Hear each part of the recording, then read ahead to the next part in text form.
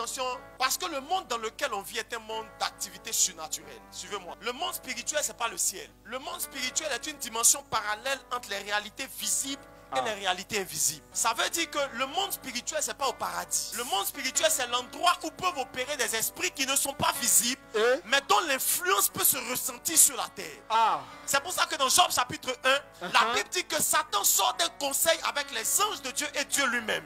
La décision qu'ils prennent à ce conseil va influencer la vie et la destinée de Job. Il perd ses enfants, il perd son travail, il perd son argent, il perd ses biens. La Bible dit que Dieu habite une lumière inaccessible qu'aucun homme n'a vu ni ne peut voir. En d'autres termes, cette réunion n'a pas eu lieu dans la maison de Dieu. Non. Cette réunion a eu lieu dans le monde spirituel où des esprits peuvent se rencontrer pour décider des choses qui influencent le monde naturel. Et le problème, c'est que la plupart d'entre nous ne sont pas là quand on décide des choses qui sont dans le monde spirituel. Quand vous prenez la télévision, si on met une télé ici, on met une antenne de canal, les images vont sortir ici. Est-ce que vous savez que là où on est ici, il y a des images qui sont dans l'air? Il y a des émissions ici, dans l'atmosphère ici. Le problème, c'est qu'on n'a pas de télé et on n'a pas d'antenne pour capter. Dès que tu mets une antenne et une télévision, tout ce qui est déjà ici va apparaître à la télévision. C'est pas parce que tu ne vois pas une chose qu'elle n'est pas là. Comment est-ce que vous faites? Vous vous envoyez un fichier où quelqu'un chante. Vous l'envoyez par Wi-Fi à quelqu'un d'autre. Comment vous faites ça? S'il n'y a pas de route dans le monde invisible entre les deux, où est-ce que la chanson là est passée pour quitter un appareil pour entrer dans un autre appareil? Parce qu'il n'existe pas, écoutez-moi s'il vous plaît, il n'existe pas seulement des chemins visibles, il existe aussi des chemins invisibles. L'ange qui a rencontré Daniel, il dit à Daniel, je viens de combattre le royaume de Perse et le royaume de Grèce. Où est-ce que Daniel rencontre cet ange pour que l'ange lui dise d'où il vient? Ma deuxième question est la suivante. Quelle route l'ange là a emprunté pour dire je viens? Il vient d'où? Job chapitre 1. Satan reçoit la question de Dieu. D'où viens-tu? Il dit je viens de parcourir la terre. Personne ne l'a vu. Sur quelle route Satan a donc parcouru la terre et personne ne l'a vu? Parce qu'il existe, écoutez-moi, il existe des chemins invisibles dans le monde invisible ici. Le problème, c'est que trop de chrétiens vivent leur vie chrétienne en étant ignorants des réalités du monde invisible. Ils ne connaissent que les choses qu'ils voient de leurs yeux, qu'ils entendent de leurs oreilles, mais il y a une dimension qui suspend les 5 sens. Regarde, le serviteur d'Élisée est là et puis il voit l'armée des Syriens arriver. Il dit à Élisée, regarde, ceux qui arrivent contre nous, c'est dangereux. Si on ne quitte pas là, c'est compliqué. Élisée lui dit, regarde bien. Si tu pouvais seulement voir que ceux qui sont avec nous sont plus nombreux que ceux qui viennent contre nous. Et la Bible ne s'arrête pas là.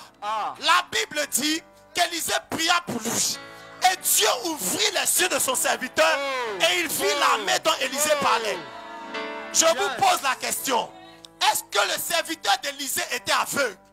Ça veut dire qu'on peut avoir des yeux et ne pas voir. Sinon, il y a des anges qui sont ici en train de battre leurs ailes. Mais vous n'entendez pas le battement des ailes. Daniel chapitre 7 verset 10.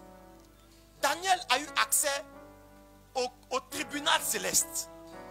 Vous savez qu'il y a des hommes qui ont accès au conseil de Dieu. Il y a des hommes qui entrent dans le conseil des esprits. Il y a des hommes qui vont où les esprits se rencontrent. Il y a des hommes qui ont la capacité de ne pas seulement être des hommes et de comprendre. Et regardez-moi s'il vous plaît. Je ne parle pas juste d'avoir des paroles de connaissance. Je parle de comprendre même le mouvement des saisons et des époques. Il y a des hommes qui peuvent comprendre ce que Dieu va faire. Là où Dieu va se retrouver. Le prochain mouvement dans lequel Dieu va être. Ils peuvent le comprendre simplement en montant dans le conseil de Dieu. Et en revenant dans le conseil des hommes. Il y a des hommes qui peuvent comprendre que Dieu va bénir la prochaine chose. Le prochain mouvement de Dieu est ici. Ils n'ont pas besoin que ce mouvement arrive. Ils peuvent le sentir arriver. Il y a des hommes qui peuvent dévancer le temps, aller dans le monde des esprits et revenir avec les informations que leur génération n'ont pas encore. Il y a des gens, ils prêchent en 2021, on ne les comprend pas. En 2030, on va les comprendre. Oui, parce qu'ils sont allés trop tôt dans le conseil de Dieu. Ils ont eu des informations qui ne sont pas encore de leur époque. Les hommes peuvent monter plus haut que leur réalité naturelle. On veut que Dieu se manifeste, mais on a besoin d'une église qui n'est pas naturelle. On a besoin de chrétiens qui peuvent entendre Dieu et dire à leur famille, ça là, tu ne dois pas aller dans ce voyage, parce que dans 2 mois, voici ce qui va arriver. On a besoin de femmes qui vont attraper leur mari pour leur dire, monsieur, monsieur, ne déménageons pas, parce que si on déménage, on aura un problème. Dis à quelqu'un, on a besoin de femmes et d'hommes qui marchent par l'esprit. On a besoin de femmes et d'hommes qui marchent par l'esprit. L'église n'est pas une ONG. L'église n'est pas une association. L'église, c'est la puissance du royaume de Dieu sur la terre. C'est une... L'église est la représentation légale du royaume de Dieu sur la terre. La Bible dit, nous faisons fonction d'ambassadeurs de Christ. Écoutez-moi s'il vous plaît.